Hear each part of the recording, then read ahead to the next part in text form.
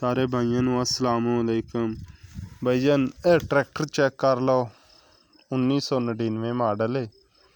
तो पिछले tyre check कर लो ट्रैक्टर दे, माड़ी गार्ड चेक कर लो, रिम ट्रैक्टर दे चेक कर लो, बे आवाज़ है, गेयर हिस्सा हर चीज़ ओके। वड्डी बैटरी है ट्रैक्टर दे विच, कोई टुट भज नहीं ट्रैक्टर दे विच, कंडीशन तुहाडे सामने।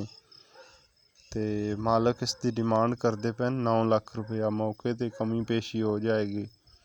अगर किसी वीर बिरान चाहिए हो साडे नाल राबता कर लैन।